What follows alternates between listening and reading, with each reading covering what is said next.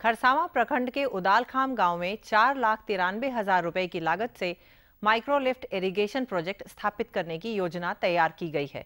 इस योजना के पूरा होने से उदालखाम सहित आसपास के कई गांवों को सिंचाई की सुविधा उपलब्ध हो सकेगी। पिछले दिनों जिला परिषद सदस्य रश्मि प्रभा नायक ने इस प्रोजेक्ट का शिलान्यास किया। बीते दिनों आत्मा चाईबासा द्वारा नगर भवन में 5 दिवसीय किसान गोष्ठी का आयोजन किया गया। कार्यक्रम का विधिवत उद्घाटन वरीय वैज्ञानिक डॉक्टर अशोक कुमार ने किया। उन्होंने कम पानी में की जाने वाली खेती और सब्जी के बेहतर उत्पादन के गुर बताए। 5 दिनों तक चले इस किसान गोष्ठी में कई कृषि वैज्ञानिकों ने किसानों को श्री विधि द्वारा धान की खेती, गेहूं की खेती, केचुआ खाद निर्माण, फसलों का उन्नत प्रबंधन, कीट प्रबंधन और पशुओं में होने वाली बीमारियों के रोकथाम के उपाय बताए। जो किसान इस मौसम में अरहर की फसल की खेती कर रहे हैं, वो इस फसल में लगने वाले उकठा रोग के प्रति सचेत रहें। अगर ये रोग लग चुका है तो ग्रसित पौधों को उखाड़कर जला दें। खेत में प्रचुर मात्रा में गोबर की सड़ी खाद और खल्ली का व्यवहार करना भी फायदेमंद साबित होगा। अरहर के फसल को उकठा रोग से बचाने के लिए वसंत, बहार, शरद और बिरसा अरहर वन जैसे रोगरोधी किस्में लगाएं। साथ ही 2 ग्राम बेवस्टीन प्रति किलो बीज की दर से बीजोपचार कर ले। इसके अलावा अरहर के साथ ज्वार की बुआई भी कर सकते हैं। अगर फसल में उकठा रोग लग चुका हो तो ग्रसित पौधों को अच्छी तरह से उखाड़कर जला दे और खेत में गोबर की सड़ी खाद और खल्ली का इस्तेमाल करें।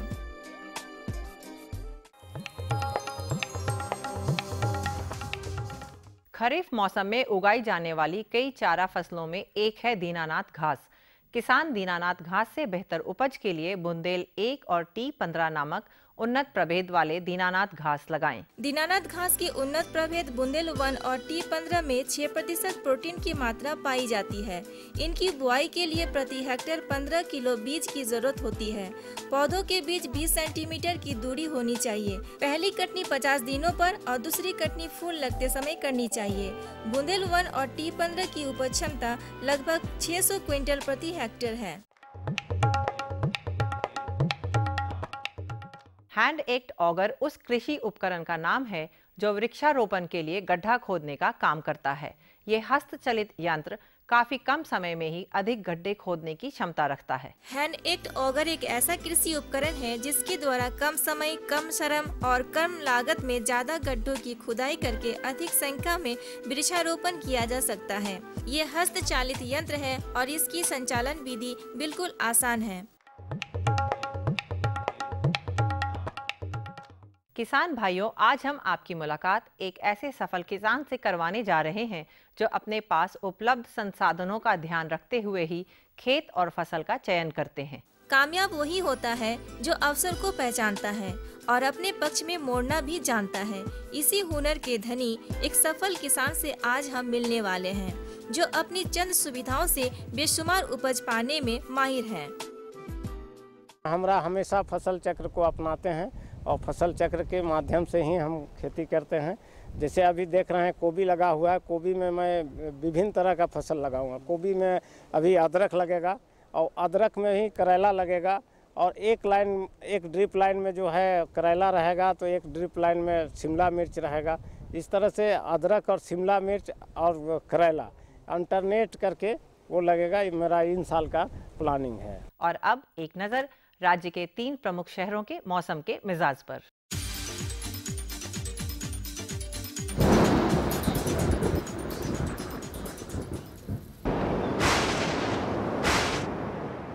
आज राज्य के 3 प्रमुख नगरों के अधिकतम और न्यूनतम तापमान कुछ इस प्रकार दर्ज किए गए। रांची का अधिकतम तापमान 30.4 डिग्री सेल्सियस और न्यूनतम 18.3 डिग्री सेल्सियस। जमशेदपुर का अधिकतम तापमान 35.2 डिग्री सेल्सियस और न्यूनतम 20.4 डिग्री सेल्सियस।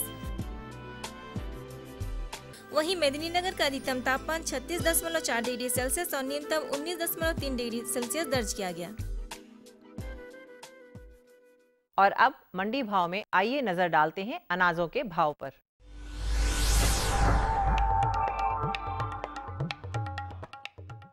आज कृषि उत्पाद बाजार समिति पंडरा रांची में विभिन्न खाद्यान्नों के थोक भाव कुछ इस प्रकार दर्ज किए गए हैं। चावल मोटा 1800 रूपए से 2000 रूपए, चावल मध्यम 2050 रूपए से 2200 रूपए, चावल उत्तम 2250 रूपए से 2450 रूपए, गेहूँ 1550 रूपए से 1650 रूपए, चना 4800 रूपए से 5100 रूपए, दाल अरहर 6700 रूपए से 7000 रूपए, दाल मसूर 4400 रूपए से 4550 रूपए, दाल चना 5850 रूपए से 6000 रूपए, सरसों तेल 9900 रूपए से 10050 रूपए, चीनी 3300 रूपए से 3350 रूपए, आलू 650 रूपए से 700 रूपए और प्याज 1150 रूपए से 1200 रूपए प्रति क्विंटल रहा। आइए अब एक नजर डालते हैं कृषि जगत से जुड़ी कुछ खास गतिविधियों पर। ये लो और बताओ। बस। अरे ये क्या भैया जी, बस इतनी सी रासायनिक खाद? किसानी छोड़ रहे हो क्या? किसानी नहीं, नादानी छोड़ रहे हैं। मिट्टी की जांच कराई है। अब तो लालाजी जितनी जरूरत है उतने ही उर्वरक खेत में डालेंगे। हाँ, किसान भाई आज ही अपने जिले की नजदीकी भूमि परीक्षण प्रयोगशाला में मिट्टी की जांच जरूर करवाएं और मिट्टी में पोषक तत्व, नमी व पौधे के विकास को देखते हुए केवल जरूरत के अनुसार ही पोषक तत्व डालें। और हाँ, मिट्टी में गंधक, जस्ता, बोरोन जैसे सूक्ष्म पोषक तत्वों का पता लगाना भी न भूलें। उर्वरक और जैविक खाद के सही उपयोग से भूमि का उपजाऊपन बनाए रखें, उत्पादकता बढ़ाएं, खर्चा घटाएं और बहुमूल्य विदेशी मुद्रा बचाने में भी सहयोग दें। और हाँ, धीमी गति से नाइट्रोजन उपलब्ध कराने वाले उर्वरकों जैसे नीम लेपित यूरिया को प्राथमिकता दें और यूरिया का पत्तों पर छिड़काव करें। अरे वाह, तू तो सचमुच समझदार हो गया रे। अधिक जानकारी के लिए संपर्क करें जिला कृषि अधिकारी या किसान कॉल सेंटर। अम्मा खाना दे दो ना। सबर कर गोलू, अभी दाल नहीं गली है। तू फिक्र ना कर गोलू की अम्मा, अब की बार अपनी दाल खूब गलेगी। क्या मतलब जी? अब की बार NFSM के तहत दाल की पैदावार को बढ़ाने के तरीकों को दिखाने के लिए देश में 1000 क्षेत्र चुने गए हैं, जिसमें हमारा इलाका भी आ गया है। पर इससे हमें क्या फायदा? हमें 5 एकड़ खेती के लिए खाद और कीटनाशक के अलावा बढ़िया बीजों की एक मिनी किट भी मिलेगी। इतनी दाल का करेंगे क्या जी? अरे भगवान, सरकार ने दलहन का समर्थन मूल्य भी खूब बढ़ा दिया है और इनकी खरीद का भी पूरा इंतजाम कर लिया है। इससे आमदनी बढ़ेगी और फिर हमारा गोलू अच्छे स्कूल में जाकर के कृषि वैज्ञानिक बनेगा। हाँ, खुशबू की फुहार में, स्वाद की बहार में, तरक्की की तानों में, खिलती मुस्कानों में, हरे भरे पौधों में, बड़े बड़े सौदों में, मधुर भिनभिनाहट में, खुशियों की आहट में। NHM बागवानी मिशन, हमारी चाहत, आपकी मुस्कुराहट। किसान भाइयों नमस्कार। कृषि दर्शन कार्यक्रम में आप सभी का बहुत बहुत स्वागत है। किसान भाइयों, झारखंड की ग्रामीण अर्थव्यवस्था का आधार और सामाजिक संरचना का आधार है पशुपालन। किसान भाइयों, जब हम पशुपालन की बात करते हैं तो हम देखते हैं कि आज की तारीख में यह एक व्यवसाय के रूप में उभर कर आया है। चूँकि इसमें बहुत सारे लोग जुड़े हुए हैं, इससे बहुत सारे लाभ हैं, इसलिए सरकार की ओर से भी बहुत सारी योजनाएं इस दिशा में चलाई जा रही है। जी हाँ किसान भाइयों, झारखंड सरकार की ओर से पशुपालन विभाग की ओर से कौन कौन सी योजनाएं चलाई जा रही है, आज इसी विषय पर हम बातचीत करेंगे। और इस विषय पर बातचीत करने के लिए हमारे साथ हैं पशुपालन विभाग के निदेशक डॉक्टर तरण सिंह। डॉक्टर साहब, आपका हमारे इस कार्यक्रम में बहुत बहुत स्वागत है। नमस्कार। किसान भाइयों, पशुपालन विभाग की ओर से चलाई जा रही योजनाओं के बारे में अगर आप कोई भी जानकारी चाहते हैं तो हमारे विशेषज्ञ से सीधे सीधे पूछ सकते हैं। तो नोट कीजिए हमारा फ़ोन नंबर। हमारा फ़ोन नंबर है 065122826007। तो मिलाइए फ़ोन और बात कीजिए सीधे हमारे विशेषज्ञ से और जानकारी हासिल कीजिए कि पशुपालन विभाग की ओर से कौन कौन सी योजनाएं चलाई जा रही है। किसान भाइयों, इससे पहले कि आप हमसे जुड़े, डॉक्टर साहब, हम किसान भाइयों की ओर से ये जानना चाहेंगे कि अमूमन हम सुनते हैं कि पशुपालन विभाग की ओर से बहुत योजनाएं चलाई जा रही हैं। कौन कौन सी ऐसी योजनाएं हैं जो खास तौर पर पशुपालन विभाग की ओर से किसानों के लिए चलाई जा रही हैं? पशुपालन विभाग की ओर से जो मुख्य योजनाएं चलाई जा रही हैं किसानों के लाभकारी कार्य हेतु, केंद्र प्रायोजित योजनाएं में जो 100% सब्सिडी पर चल रही हैं वो योजनाएं हैं, और कुछ योजनाएं जो नई योजनाएं हम लोग राज्य सरकार द्वारा चलाई जा रही हैं वो सब योजनाएं हैं। यानी कि ये मतलब 4 मुख्य धाराएं हैं योजनाओं की।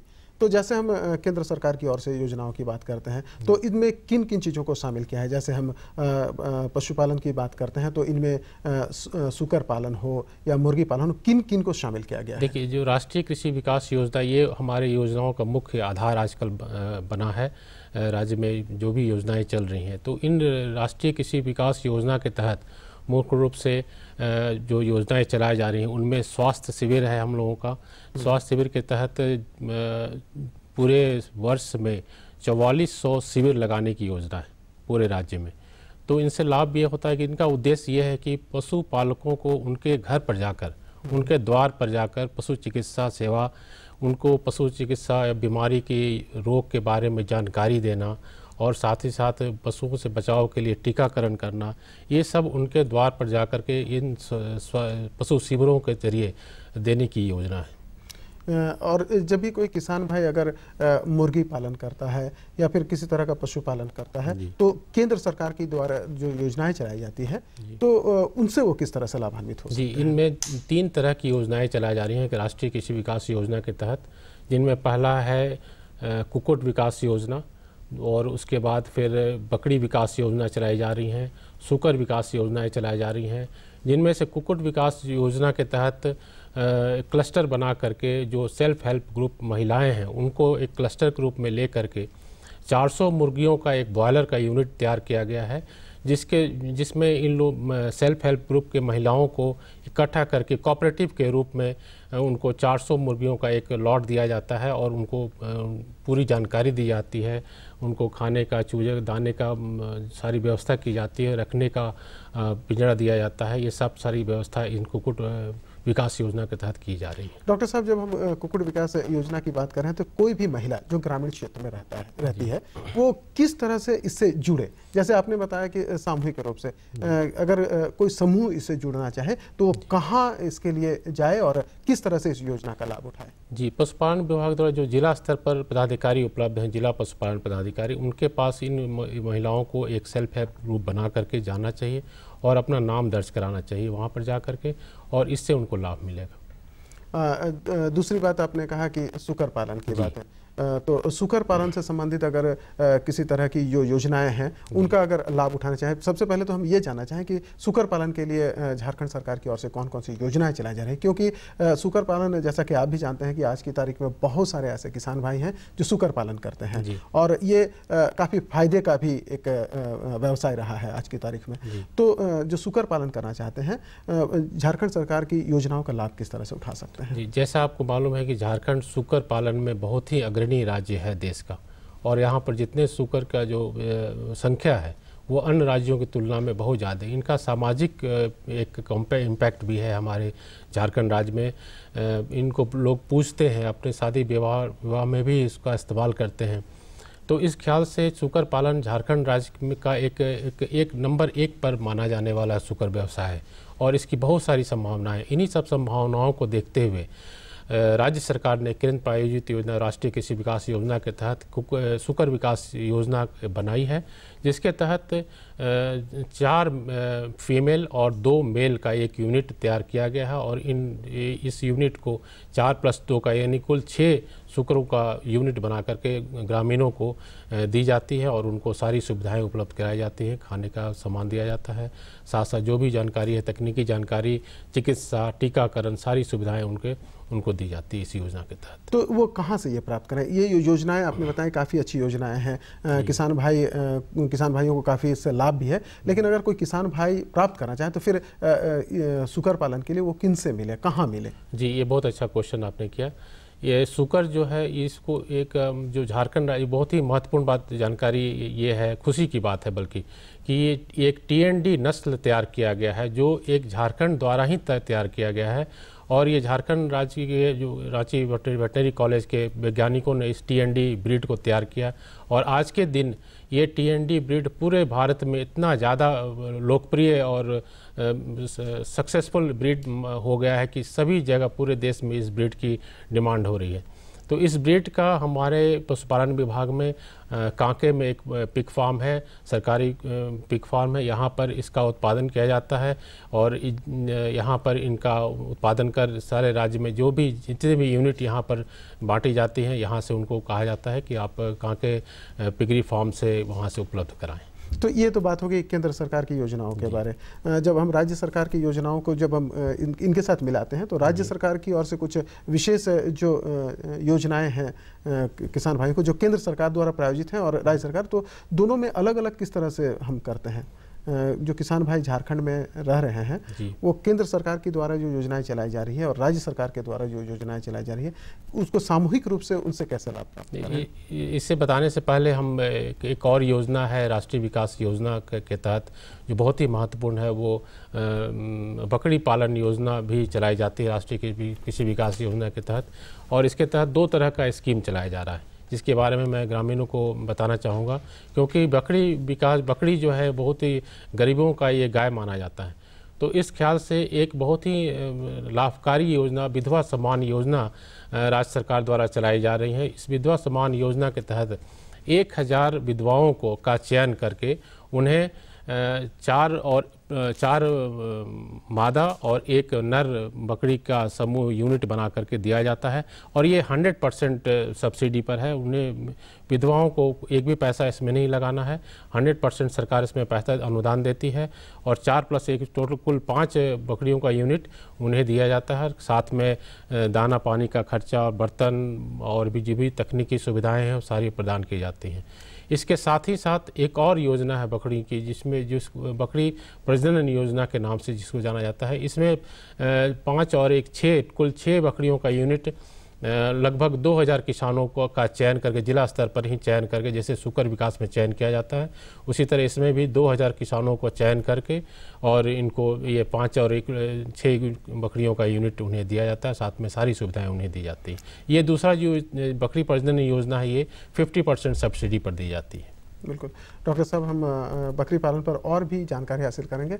हम अपने किसान भाइयों को ये बता दें कि कुछ तकनीकी खराबी होने के कारण हमारा टेलीफोन काम नहीं कर रहा है, इसलिए हम आपके साथ संपर्क नहीं कर पा रहे हैं।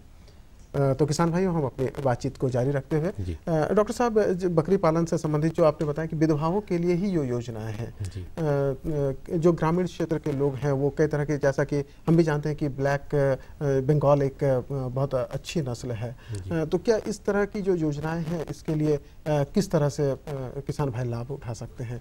बकरियों के जो दूसरे किसान हैं, ये तो विधवाओं की बात हो गई, और कोई ऐसा किसान भाई जो इससे लाभ उठा सकते हैं? हाँ, ये मैं बताया आपको कि एक तो विधवाओं के लिए बकरी पालन योजना चलाई जा रही है, दूसरा ये जो योजना है बकरी प्रजनन योजना, इसके तहत कोई भी किसान इसमें जुड़ सकता है। विधवाओं के अलावा ये जो दूसरा योजना है इसका लाभ उठा सकता है और इसमें ब्लैक बंगाल बकरी ही हम लोग इस योजना के तहत दी जा रही है, क्योंकि ब्लैक बंगाल हमारे झारखंड के लिए बहुत ही सूटेबल है और इसका ब्लैक बंगाल का जो ब्रीड है वो झारखंड के लाइन में ये ब्रीड पनपता है और बंगाल से इसका जो डिस्क्रिमिनेशन है ये बहुत ही अच्छा यहाँ पर लाभकारी ये यहाँ पर उत्पन्न हो रहा है। डॉक्टर साहब, अक्सर हम सुनते हैं कि पशुधन में कई तरह की बीमारियां हो जाती है, ख़ास करके जब हम गौ पालन की बात करते हैं या फिर बकरी पालन की बात करते हैं, तो टीकाकरण की दिशा में कौन कौन सी योजनाएं पशुपालन विभाग की ओर से चलाई जा रही हैं? इसके बारे में मैं बताना चाहूँगा। जो ये दूसरा कैटेगरी है जो केंद्र प्रायोजित योजना जो चल रही है हमारे राज्य में, इसके तहत एक स्कीम है assistant to states for control of animal diseases, इसको शॉर्ट में एस्कैट के नाम से ना जाना था। ये बहुत ही सफलतम योजना है जो भारत सरकार द्वारा चलाई जा रही है और ये 75% 25% के रेशियो में 75% इसमें राशि केंद्र सरकार देती है और 25% राशि राज्य सरकार का इसमें लगता है। और इस योजना के तहत ही पूरे राज्य में जितने भी हमारे पशुधन हैं उनको सब जितने भी संक्रामक बीमारियों से बचाव हेतु टीकाकरण का उत्पादन करना और जो टीकाकरण अगर उसके बाद भी अगर ज़रूरत पड़ती है तो उसे क्रय कर इसे ग्रामीणों तक पहुंचाने का और उसे टीकाकरण कर इन्हें बचाव हेतु सारा काम इस योजना के तहत कराया जाता है। टीकाकरण की बात तो हो गई डॉक्टर साहब, अमूमन हम देखते हैं कि हमारे यहाँ जो पशुओं का गर्भाधान कराया जाता है। खासकर जब हम गायों की बात करते हैं तो पारंपरिक ढंग से कराया जाता है, लेकिन विगत कुछ समय से सरकार की ओर से इस दिशा में बहुत सारी योजनाएं चलाई जा रही हैं। गर्भाधान के लिए किसान भाइयों को काफ़ी प्रेरित किया जाता है कि वो गायों का गर्भाधान कृत्रिम ढंग से कराएं। तो इस दिशा में जो योजनाएं चलाई जा रही हैं उनके बारे किसान भाई अवश्य जानना चाहेंगे। जी, ये राज्य में एक कृत्रिम गर्भाधान केंद्र हमारे यहाँ है। 410 कृत्रिम गर्भाधान केंद्रों के माध्यम से पूरे राज्य में आर्टिफिशियल इंसेमिनेशन कराने की योजना है और इसके साथ एक JSIA हमारे यहाँ कार्यरत है, जिसके तहत पूरे राज्य के गायों को कृत्रिम गर्भाधान के द्वारा गर्भाधान करा करके उन्नत नस्ल के बाछा बाछियों की उत्पन्न की जा रही है। डॉक्टर साहब, अक्सर हम देखते हैं या सुनते हैं कि किसी भी पशुधन में या फिर पक्षियों में कई तरह की बीमारियां लग जाती हैं और जिसके कारण किसान भाइयों को काफ़ी नुकसान उठाना पड़ता है। बहुत सारे ऐसे किसान भाई हैं जो बीमा कराते हैं या बीमा नहीं करा पाते हैं। इसके अलावे भी कोई ऐसी योजना है राज्य सरकार की ओर से जिससे कि किसान भाइयों को उस तरह का नुकसान नहीं हो, अचानक अगर किसी तरह की विपदा हो जाती है तो? ये राज्य सरकार की ओर से बीमा कराने की भी योजना चलाई जा रही है। इसके तहत वैसे तो जितनी भी योजनाएं हैं उनमें भी बीमा करा कर के ही सभी पशुओं को ग्रामीणों को दिया जाता है। साथ ही साथ एक बीमा की अलग से भी योजना है, JSI के द्वारा ये बीमा की योजना भी चलाई जा रही है। तो किसान भाई इससे जरूर लाभ उठाएं बीमा। इसके अलावा भी कोई ऐसी योजना है जिसके बारे किसान भाइयों को आप बताना चाहते हैं जो किसान भाइयों तक नहीं पहुँचा है, जो वर्ष आगामी वर्षों के लिए 13-14 की जो वित्तीय वर्ष है उसके लिए कुछ खास योजनाओं की तैयारी? केंद्र सरकार द्वारा एक और योजना हमारे यहाँ चलाई जा रही है, ब्रुसलोसिस कंट्रोल की योजना चलाई जाएंगी और इस वर्ष से ही उसे ब्रुसलोसिस बहुत ही घातक बीमारी है जिससे गायों में अबॉर्शन हो जाता है। इसके कंट्रोल के लिए, इसके सर्वेलेंस के लिए, इसके टीकाकरण के लिए सारा व्यवस्था इस वित्तीय वर्ष से शुरू की गई है और उम्मीद है कि इस बीमारी से बचाव होने के बाद किसान भाइयों को बहुत ही इसका लाभ मिलने वाला है। तो किसान भाइयों, जैसा कि हम सुन रहे हैं, हम जान रहे हैं कि झारखंड सरकार की ओर से बहुत सारी योजनाएं चलाई जा रही हैं। साथ ही साथ केंद्र सरकार के द्वारा जो योजनाएं चलाई जा रही हैं इसका भी किसान भाई लाभ उठा सकते हैं।